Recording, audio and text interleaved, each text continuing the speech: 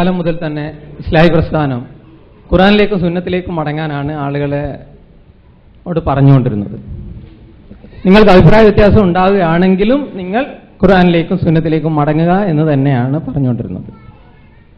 ഇത് പ്രായോഗികമായി കാണിച്ചു കൊടുക്കാനുള്ള ഒരു അവസരമായിരുന്നില്ലേ ഇസ്ലാഹി പ്രസ്ഥാനത്തിനിടയിൽ തന്നെ അഭിപ്രായ വ്യത്യാസങ്ങൾ വന്നപ്പോൾ ഈ അഭിപ്രായ വ്യത്യാസങ്ങൾ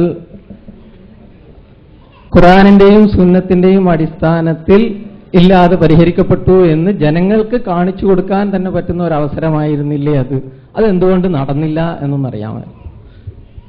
വളരെ നല്ലൊരു ചോദ്യമാണ്. എന്തുകൊണ്ടാണ് ഖുർആന്റെ സുന്നത്തിന്റെ അടിസ്ഥാനത്തിൽ ഖുർആനിലേക്കും സുന്നത്തിലേക്കും അഭിപ്രായ വ്യത്യാസങ്ങൾ മടക്കുക എന്നൊരു പ്രസ്ഥാനം, ആ പ്രസ്ഥാനത്തിന് ഖുർആന്റെ സുന്നത്തിന്റെ അടിസ്ഥാനത്തിൽ ഒരു അഭിപ്രായ വ്യത്യാസം ഉണ്ടായപ്പോൾ അത് പരിഹരിക്കാൻ എന്തുകൊണ്ട് കഴിഞ്ഞില്ല എന്ന്? ഖുർആനും സുന്നത്തിനും മനസ്സിലാക്കേണ്ടത് എങ്ങനെയെന്നുള്ള വിഷയത്തിലായിരുന്നു അഭിപ്രായ വ്യത്യാസം എന്നുള്ളതാണ് പ്രശ്നം.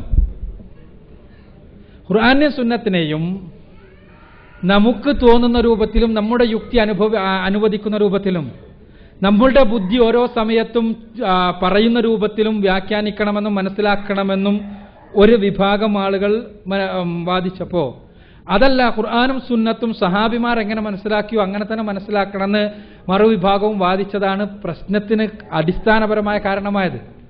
അതുകൊണ്ടാണ് അത് ആദർശപരമായ പ്രശ്നമായി തീർന്നത്.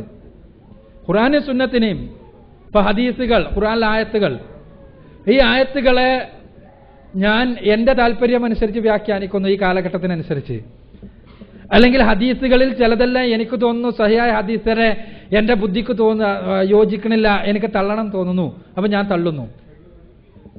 ഇങ്ങനെ പറ്റുമോ? ഇല്ലേ? അതല്ല, അതിനപ്പുറത്ത് ഖുർആനെയും സുന്നത്തിനെയും അതേപോലെ തന്നെ സ്വീകരിക്കേണ്ടതുണ്ടോ? സഹാബിമാർ മനസ്സിലാക്കിയതുപോലെ തന്നെ മനസ്സിലാക്കേണ്ടതുണ്ടോ? ഇതായിരുന്നു അഭിപ്രായ വ്യത്യാസം.